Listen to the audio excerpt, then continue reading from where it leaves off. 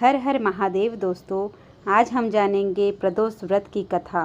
तो आइए आप भी हमारे साथ श्रवण कीजिए भौम प्रदोष व्रत कथा। प्रदोष व्रत हिंदू पंचांग के अनुसार एक महत्वपूर्ण व्रत है दोस्तों, जो हर माह की त्रयोदशी तिथि के दिन किया जाता है।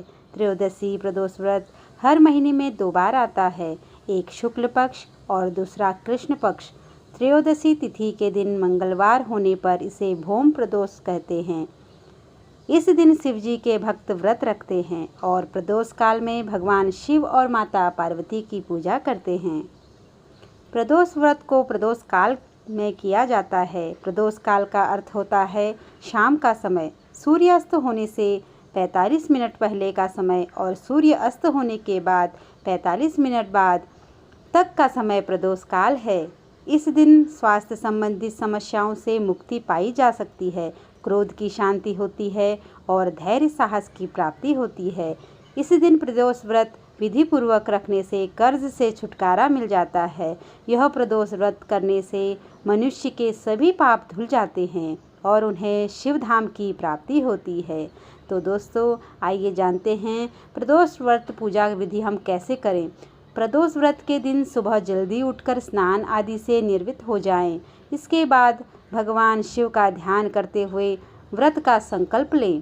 तो आइए दोस्तों अब जानेंगे भौम प्रदोष व्रत की कथा।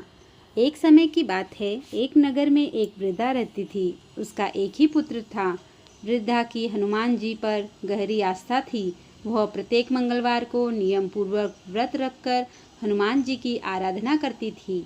एक बार हनुमान जी ने अपनी भक्तिनी उस वृद्धा महिला की श्रद्धा पर परीक्षण करने का विचार किया। हनुमान जी साधु का वेश धारण कर वृद्धा के घर गए और पुकारने लगे, है कोई हनुमान भक्त जो हमारी इच्छा पूर्ण करे। आवाज़ उस वृद्धा के कान में पड़ी। पुकार सुन वृद्धा जल्दी से बाहर आई और साधु को प्रणाम कर बोली, आज्ञा महाराज।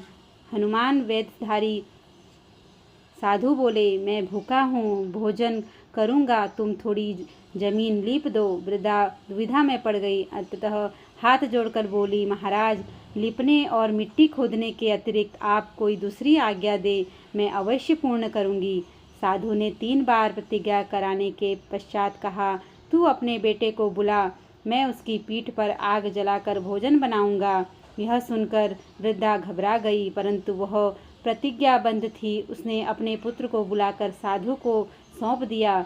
वेदधारी साधु हनुमान जी ने वृद्धा के हाथों से ही उसके पुत्र को पेट के बल लिटवाया और उसकी पीठ पर आग जलाई। आग जलाकर दुखी मन से वृद्धा अपने घर में चली गई।